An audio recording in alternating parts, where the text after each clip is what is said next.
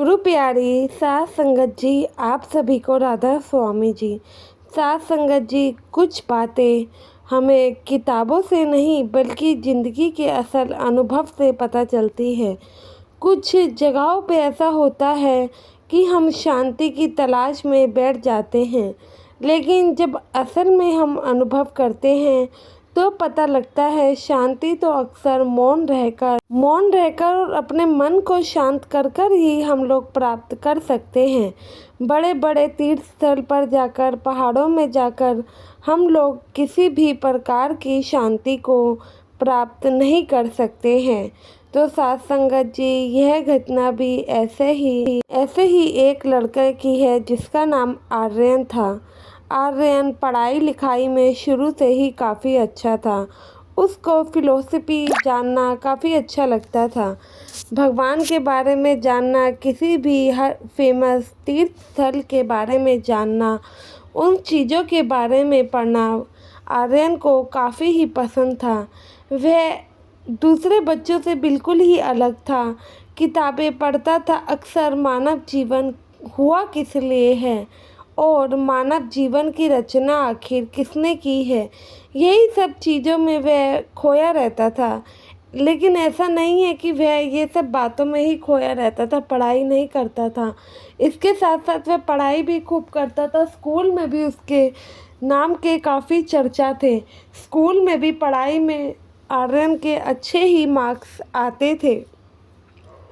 लेकिन कुछ चीज़ों का जवाब वह जानना चाहता था। काफ़ी किताबें पढ़ता, काफ़ी मतलब कि फ़िलोसफी जानता और बच्चों को अपने साथ साथ बताता। लेकिन फिर भी जो आर्यन खोज कर रहा था वह उसे मिल नहीं पा रही थी। वह एक परमात्मा की खोज करना चाहता था कि आखिर परमात्मा के इतने सारे रूप कैसे हो सकते हैं। परमात्मा जब सभी धर्मों में कहा गया है कि सद्गुरु तो एक होता है, तो लोगों ने परमात्मा को अलग अलग भागों में क्यों बांट रखा है। ऐसे सब सवाल आर्यन के दिमाग में हमेशा से ही आते और वह इन सब चीज़ों की खोज जानने के लिए किताबें पढ़ने बैठ जाया करता। धीरे धीरे आर्यन बड़ा हो रहा था। अब आर्यन ने 12वीं कक्षा भी पास कर ली थी। 12वीं कक्षा के बाद उसको अच्छे मार्क्स मतलब कि 12वीं कक्षा में मिले थे, तो अच्छे कॉलेज में दाखिला मिला। अच्छे कॉलेज में जब दाखिला मिला तो वहाँ पर भी आर्यन अपना ज़्यादा से ज़्यादा समय लाइब्रेरी में ही बिताता था। दोस्त भी अक्सर कहा करते थे कि भाई क्या बात है, तुम तो हम लोगों के साथ कैंटीन या फिर कहीं जाने की बजाय सारा का सारा समय ही अपना लाइब्रेरी में बिता देते हो। तो वह हंस के उन्हें टाल देता। आर्यन का एक बेस्ट फ्रेंड था जिसका नाम कि विनोद था। यह जो विनोद था वह आर्यन की हमेशा ही सारी बातें सुना करता था और उसकी बातों को समझता भी था। विनोद जानता था कि आर्यन आखिर किस खोज में डूबा हुआ है और विनोद बिना ही कुछ सवाल किए उसकी आराम से सारी बातें समझता और उसे कुछ सवालों के उलझन से भी बाहर निकालता। अब इन दोनों की यूनिवर्सिटी भी क्लियर हो चुकी थी। आर्यन के सपने बड़े थे तो उसने फ़ॉरेन जाके वहाँ पे स्टडी करने का फ़ैसला लिया और उसको स्कॉलरशिप से भी मदद मिल गई थी। लेकिन विनोद वहीं घर के पास में ही यूनिवर्सिटी से आगे पढ़ाई चालू रखना चाहता था।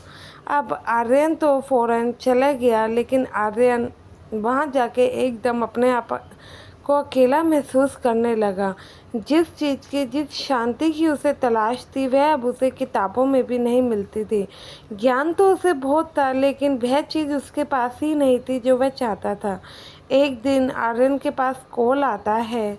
उसे पता लगता है जिस विनोद से वह घंटों बातें किया करता था, अपनी प्रॉब्लम बताया करता था, वह अब इस दुनिया में नहीं रहा।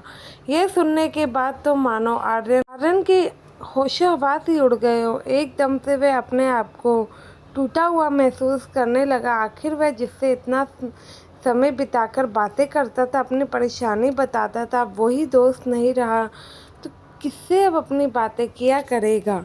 अब आर्यन ने अपनी माँ को फ़ोन मिलाया। आर्यन की माँ सत्संगी थी और भजन सिमरन किया करती थी और सत्संग घर भी जाया करती थी। आर्यन की माँ आर्यन से बात करती है तो वह समझ जाती है और सब घर में जानते ही थे कि आर्यन नॉर्मल बच्चों की तरह नहीं है। तो आर्यन की माँ कहती है कि बेटा तुझे अपने साथ कहीं लेकर जाना है, तू इंडिया कब वापस आ रहा है। तो आर्यन कहता है कि माँ 1 महीने के बाद का ही टिकट है। तो माँ कहती है कि कोई बात नहीं, तुझे एक जगह लेकर जाना है, शायद वहाँ जाकर मुझे लगता है कि तेरी खोज ख़त्म हो जाए। तो आर्यन जब इंडिया जाता है तो आर्यन की माँ उसे सत्संग घर ले जाने की जिद करती है, लेकिन सत्संग घर का नाम सुनते ही आर्यन पीछे हट जाता है। कहता है कि माँ ये कैसे चक्रों में मुझे पाल रही हो, मुझे ऐसे चक्रों में नहीं पड़ना है, मैं बाबा बाबा के चक्कर में नहीं पड़ना चाहता हूँ, मुझे मन की शांति चाहिए और मैं वह जानता हूँ कि वह मुझे वहाँ जाकर नहीं मिलेगी। आर्यन की माँ कहती है कि बेटा एक बार चलने में क्या बुराई है, तुम तो इतनी जगह भटके हो, इतने देश विदेश के मंदिरों तीर्थ स्थल में अपनी शांति ढूंढने गए हो, एक बार चल लोगे तो मुझे नहीं लगता कि कोई हर्ज है। अब आर्यन की माँ आर्यन से जिद करने लगती है तो माँ की जिद के आर्यन चले भी जाता है। अब जिद के आगे आर्यन चले तो जाता है। जब सत्संग घर ब्यास पहुंचता है, वहाँ का तो अलग ही रूप था, अलग ही नज़ारा था। आर्यन मानो कि मतलब कि आधा तो वहीं पर फैन हो गया था जब उसने बाहर फ़ोन जमा कराया था। तो वह कहता है कि सच में यहाँ पे लोग बिना फ़ोन और टीवी के भी रह लेते हैं। तो माँ कहती है कि बेटा अंदर का नज़ारा ही कुछ ऐसा है कि लोगों को बिना फ़ोन और टीवी के रहना ही पड़ता है, उनको तो मानो अपने घर की याद आती ही ना हो। जब आर्यन अंदर गया तो वहाँ का माहौल देखा, वहाँ की शांति देखी, कैसे लोग भजन सिमरन कर रहे हैं, सत्संग घर में शांति है। आर्यन अभी बाबा जी से तो नहीं मिला था, लेकिन पाठी साहब ने सत्संग किया तो वह सत्संग उसने सुना कि मानो कि जैसे उसी से रिलेटेड हो। आर्यन तो वहीं पर मतलब कि एकदम ऐसा उसे लगने लगा जिस चीज़ की वह खोज कर रहा था, तो वो पहले क्यों नहीं इस जगह पर आया। वह अपनी माँ से भी लड़ने लगा कि माँ जब तुम इतने सालों से यहीं आती थी तो तुम मुझे आज तक क्यों नहीं लाई। तो माँ कहती है कि बेटा मैंने तो सालों से ही तुम लोगों को सत्संग घर जाने से कभी नहीं रोका, हमेशा साथ चलने के लिए ही प्रेरित किया है, लेकिन अब तुम बच्चे नहीं आते हो, अपनी मर्जी करते हो, तो बताओ इसमें मैं भला क्या ही कर सकती हूँ। तो आर्यन को सत्संग घर काफ़ी अच्छा लगता है। बाबा जी का जब संजय को सत्संग हुआ तो वह सत्संग भी सुनता है तो वहीं उसकी खोज ख़त्म हो जाती। अब आर्यन किसी को भी ज़्यादा ज्ञान नहीं दिया करता था, आर्यन ज़्यादा मौन रहना ही पसंद करता था। कई लोगों ने आर्यन में अब नए बदलाव देखे। वह पूछता कि आर्यन तुम इतने बदल कैसे गए हो। तो आर्यन कहता कुछ चीज़ों का जवाब किताबों में नहीं होता है, बल्कि हम उसे अनुभव करते हैं तो ही ज़िंदगी के अनुभव हमें समझ आते हैं। ऐसे ही आर्यन ने कई चीज़ों को हासिल किया। अब नौकरी भी लग चुकी थी, इंडिया में ही रह के उसने नौकरी करने का फ़ैसला किया। अब अच्छी जगह नौकरी हासिल करी।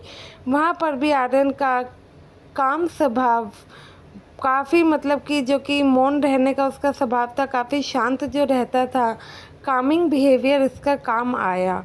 वहाँ पे भी इसकी सभी तारीफ़ करने लगे कि तुम बहुत काम रहते हो, बहुत ही ज़्यादा शांत हो। इतना आई थिंक कोई भी मतलब कि एम्प्लॉय ऑफिस में शांत नहीं है जितना कि तुम कामिंग हो। तो यही तारीफ़ आर्यन को बाबा जी से और जोड़ती। वह हमेशा ही सद्गुरु का शुक्राना करता, कहता मालिक आपका ही दिया हुआ सब कुछ है। अब आर्यन ने नामदान भी ले लिया था। नामदान मेडिटेशन की तरह वह किया करता था, जानता था कि मेडिटेशन के क्या फ़ायदे होते हैं। ऐसे ही नामदान लेने के बाद भजन सिमरन पर बैठता। आज उसका जीवन बिल्कुल ही सरल और स्पष्ट हो चुका है। तो साथ संगत जी, हमें भी कुछ सवालों के जवाब शांति से मिल सकते हैं अगर हम ढूंढें तो। आशा है ये वीडियो आप वीडियो अच्छी लगी हो, कुछ सीख मिली हो तो वीडियो को लाइक करना और चैनल को सब्सक्राइब करना बिल्कुल ना भूलें। गुरु प्यारी साथ संगत जी, आप सभी को प्यार भरी राधा स्वामी जी।